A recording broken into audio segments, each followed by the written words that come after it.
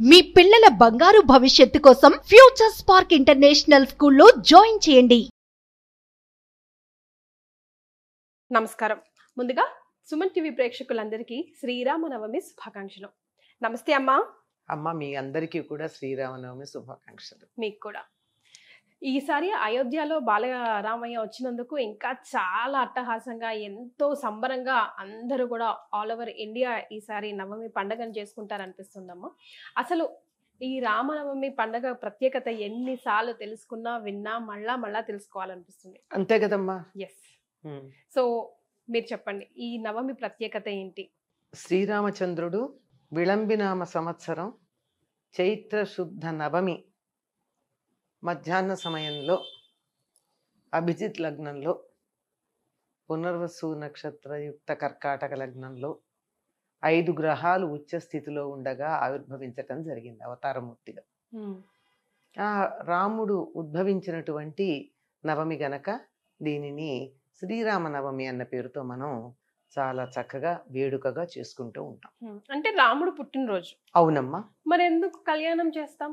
కళ్యాణం చేయడానికి కొన్ని సందర్భాలు ఉన్నాయని ఆగమ శాస్త్రాలు చెప్తున్నాయి. అటువంటి దాంట్లో వారు పుట్టినటువంటి రోజు కానీ, వారికి కళ్యాణం జరిగినటువంటి రోజు కానీ, దేవాలయ ప్రతిష్టాపన జరిగేటప్పుడు కానీ, ఏదైనా యజ్ఞం చేస్తే కానీ, లేకపోతే ఎవరైనా మొక్కుకుంటే కానీ శాంతి కళ్యాణాలు చేయించవచ్చు. అందుకని ఇవన్నీ శాంతి కళ్యాణాలుగా చేయడం అన్నది సంప్రదాయంగా వస్తుంది. మనం చూసినట్టయితే తిరుమలలో నిత్య కళ్యాణం చేస్తారు కదా స్వామివారికి. అవునా కదా? అలాగే భద్రాచలంలో కూడా మనం ఎప్పుడు వెళ్ళి కళ్యాణం చేయమంటే అప్పుడు సీతారామ కళ్యాణం చేస్తారు కదా. అలాగే ఇది కూడా ఈ రోజున చేద్దాము అని చెప్పి భక్త రామదాసు అనుకుని సంకల్పించి కొనసాగించాడు. ఎందుకు ఈ రోజును ప్రత్యేకంగా అనుకున్నాడు? ఆయన ఎలాగో చేద్దాం అనుకున్నాడు. దాంట్లో ఒకటి ఏమిటంటే ఆయన అనుకున్న దాంట్లో నిశ్చయం చేసుకుంది పుట్టినరోజు నాడు శాంతి కళ్యాణం చేయడం సంప్రదాయం గనక ఆనాడు చేద్దామని నిశ్చయం చేసుకున్నాడు. అందుకని మరి ఏమంటూ మొదలు పెట్టాడో తెలియదు కానీ ఆ భద్రాచలంలో రామదాసు అది ఎంత సంప్రదాయం అయిపోయిందంటే ఇప్పుడు ఎవరన్నా ఇవాళ కాదమ్మా చైత్రశుద్ధ నవమి నాడు కాదు సీతారామ కళ్యాణం జరిగింది అని చెబితే వెంటనే మనని పిచ్చి వాళ్ళని చూసినట్టు చూస్తారు. అంతగా జనుల్లో వ్యాప్తి చెందింది. ఇంకా ఎంతగా వ్యాప్తి చెందిందంటే పెళ్లి ముహూర్తాలు కూడా శ్రీరామనవమికి ముందు పెట్టుకోరు. రాముడి కళ్యాణం అయితే తప్ప మేము పెట్టుకోమనేటటువంటి నమ్మకం తెలుగు రాష్ట్రాల్లో చాలా చోట్ల ఉంది. పైగా అందరూ ఇళ్లలో చేస్తారు కళ్యాణం భద్రాచలంతో పాటుగా. ఎక్కడన్నా నలుగురు చేరితే 4 రోడ్ల కూడళ్లలో గాని ప్రతి దేవాలయంలోనూ సీతారామ కళ్యాణం చేయడం అన్నది అది చాలా సంప్రదాయంగా మనకి ఏర్పాటైంది. రాముల వారిది కాకుండా ఆంజనేయ స్వామిది కాకుండా ఇంకా ఏ దేవాలయంలో అయినా సరే చేస్తున్నారు. అన్ని దేవాలయాల్లోనూ చేస్తారమ్మా. ఇప్పుడు శంకరమఠం ఉంది, శృంగేరి శంకరమఠం, అక్కడ చేస్తారు. లలితాదేవి ఆలయాల్లో చేస్తారు, అమ్మవారి ఆలయాల్లో చేస్తారు, ఎక్కడైనా సరే చేస్తారు. తెలుగు వాళ్ళకి రాముడు ఎవరో దేవుడు కాదమ్మా, మనవాడు అంతే. మన ఆత్మీయుడు, మనకు కావలసిన వాడు, మన ఇష్టమైన వాడు, మన ఇంట్లో వాడు, మన బంధువు, ఆత్మబంధువు. అందుకని అందరిళ్లలో చూసుకుంటాం. అమ్మ, ఈ నవమి నాడు రాముడికి సంబంధించిన కొన్ని విషయాలు మనం ఒక్కసారి గుర్తు చేసుకోవాల్సి వస్తే ఎలాంటి విషయాలు గుర్తు చేస్తారు? అసలు రాముడు ఎందుకు పుట్టాడు చెప్పండి అంటారు. కారణ జన్ముడు అంటారు. ఎందుకు? ఏదో కారణం లేదే పుట్టాడు కదా, ఇంక కారణం ఏమిటి అంటే నాకు తెలిసినంత మటుకైతే రావణ సంహారం కోసం. రావణ సంహారం 38 ఏళ్ళు 39 ఏళ్ల వయసులో చేశాడు. మళ్ళీ 11,000 సంవత్సరాలు రాజ్య పరిపాలన ఎందుకు చేశాడు? పని అయిపోయాక వెళ్ళిపోవాలి కదా, వెళ్ళలేదు. ఎందుకు వెళ్ళలేదు అంటే ఆయన లైఫ్ ఎన్నో విషయాలు మనకి నేర్పించింది కదమ్మా. ఒక్కొక్క ఘట్టం ఒక్కొక్క విషయం నేర్పించింది. అందుకోసం. ఎందుకు అంటే అప్పటి వరకు మానవులకి దేవ, యక్ష, రాక్షస ఇత్యాది గణాలు ఉన్నాయి కదా, వాళ్ళల్లో మానవులకి పెద్దగా తగినంత స్థానం లేదు. నరులని వానరులని ఒకే రాట కట్టేశారు. కాదు, నరులు ఉన్నత స్థాయికి చెందినటువంటి వారు అని నిరూపించటం కోసం రాముడు అన్ని వేల సంవత్సరాలు ఉన్నాడు. నిరూపించడం అంటే మానవులు గొప్పవాళ్ళు అని చెప్తే ఎవరు నమ్ముతారమ్మా? ఎవరి గొప్పతనం అన్నా వాళ్ళు గొప్పవాళ్ళని చెప్తే సరిపోతుందా? వాళ్ళు ఆ గొప్పతనానికి తగినట్టుగా ప్రవర్తించినప్పుడు, ఆ విధంగా తాను ప్రవర్తించి ఇలా చేస్తే నిన్ను గౌరవిస్తారు అంటే చెప్పొచ్చవలే అంటాం. అందుకని అట్లా కాదు. తాను అలా జీవించి అందరూ ఇలా ఉండడానికి అవకాశం ఉంది నిరూపించడానికి ఆయన అవతరించి 11,000 సంవత్సరాలు జీవితాన్ని భూమి మీద గడిపి రామో రాజ్యం ఉపాసిత్వ బ్రహ్మలోకం గమిష్యతి, రాజ్యాన్ని ఉపాసన చేసి బ్రహ్మలోకానికి వెళ్ళాడు.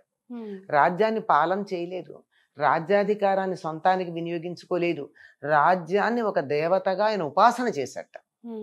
రాజ్యపాలన అన్నది ఒక రకమైనటువంటి ఉపాసనగా, ఒక భక్తిగా, ఆరాధనగా చేసి ఇలా ఉండాలి రాజు అన్నవాడు. అందుకే మనం ఏమనుకుంటాం, పరిపాలన బాగుంటే ఏమంటామండి, రామరాజ్యం అంటాం.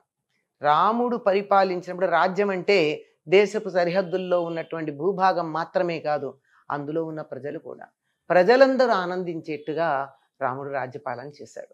కనుక అటువంటి రాజ్యపాలన చేసినటువంటి రాముడు మానవులందరికీ ఆదర్శప్రాయంగా ఉండి మానవ జాతికి ఒక గౌరవాన్ని ఆపాదించాడు. గౌరవం కావాలి అంటే అడిగితే రాదు కదా, తగినటువంటి ప్రవర్తన ఉండాలి.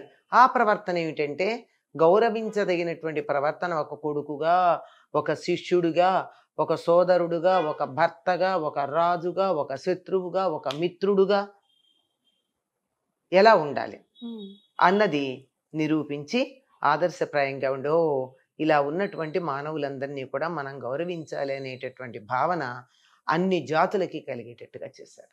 అందుకమ్మ రాముడిని గురించి మనం తలుచుకోవాలి. అందుకే ఎవరైనా రాముడు దేవుడంటే ఒప్పుకోలేదైనా, ఆ దేవుడు గనక చేశాడు అంటాం. కాదు, నే మానవుడు, నన్ను ఆత్మానం మానుషం మన్యే రామం దశరథాత్మజం అని చెప్పాడు. నన్ను నేను మనిషిగానే అనుకుంటున్నాను, దేవుణ్ణి కాదు. పైగా మనిషి ఎట్లాంటి వాడు, రాముడు నా పేరు, నేను దశరథుడు కుమారుణ్ణి అని చెప్పాడు. అంచేత రాముడు ఆదర్శం మానవులకి. అందుకని దండం పెట్టుకోవాలి రాముడికి. మానవ జాతికి ఒక గౌరవం తెచ్చాడు గనక ఆయనకి రోజు కృతజ్ఞతతో మనం నమస్కారం చేసుకోవాల్సిన అవసరం ఉంది. రైట్ అమ్మ, మరి ఈ నవమి రోజు ప్రతి తెలుగు ఇంట్లో కూడా చేయాల్సిన తప్పనిసరి పనులు ఏమైనా ఉన్నాయా? ఉంటే అవి ఏంటి? ఒక దక్షిణ దేశంలోనే, ముఖ్యంగా తెలుగు రాష్ట్రాల్లోనే సీతారామ కళ్యాణం చేస్తాం.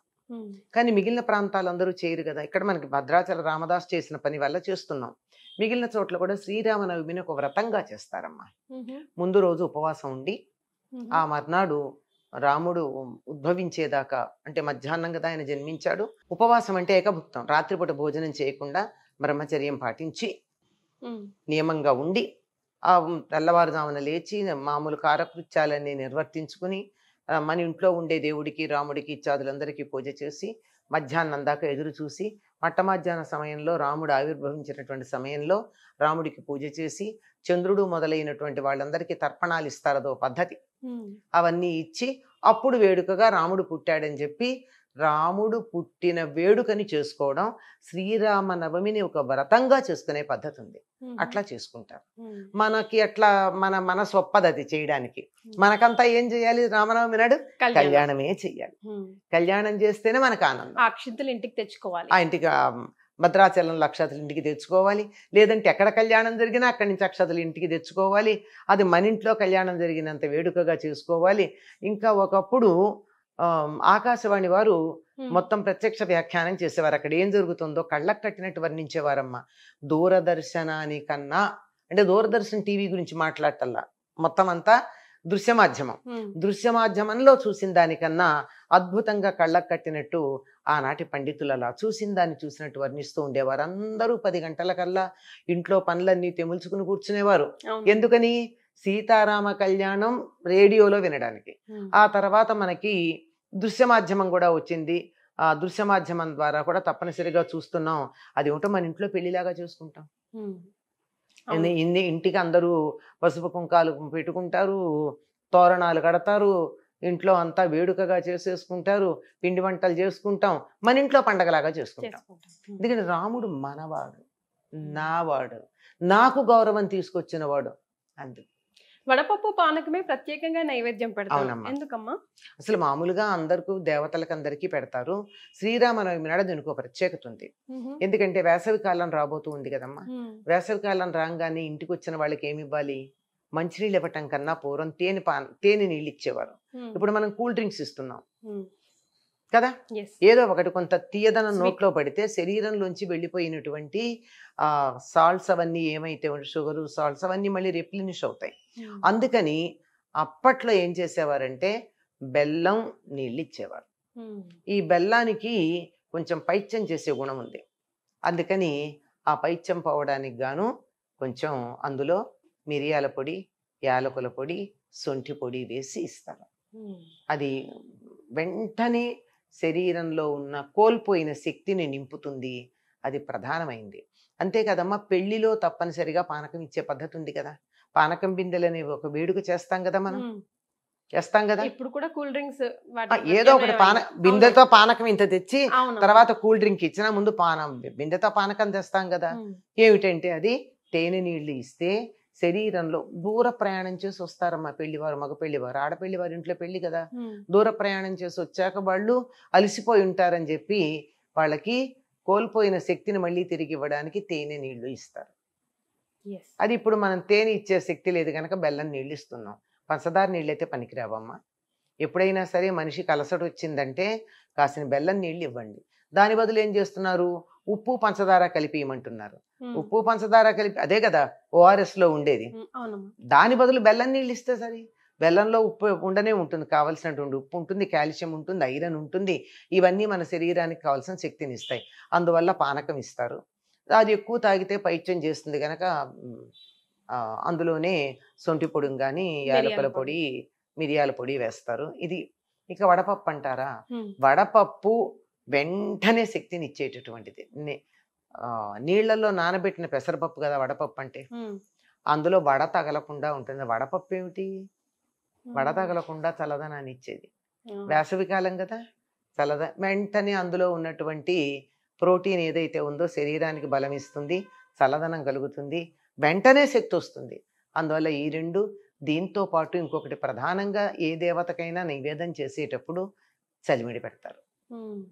గుర్తుంది కదా, చలిమిడి. గుడపిష్ట, గుడతీర్థ, ముద్గసకల నివేదనం తప్పనిసరిగా చేస్తాం.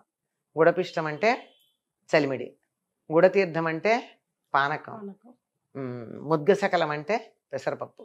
ఈ మూడు పెడతారు. చాలా సంతోషం అమ్మా. మరొకసారి మీకు శ్రీరామనవమి శుభాకాంక్షలు. అందరికీ కూడా శ్రీరామనవమి శుభాకాంక్షలు. అందరినీ ఆ శ్రీరామచంద్రుడు చల్లగా హాయిగా కాపాడుతూ మన దేశం కూడా రామరాజ్యం లాగా ఉండేట్టు ఆశీర్వదించమని ప్రార్థిద్దాం. ధన్యవాదాలమ్మా. సుమన్ టీవీలో మీ పర్సనల్ అండ్ బిజినెస్ ప్రమోషన్స్ కోసం కింది నెంబర్కి కాంటాక్ట్ చేయండి.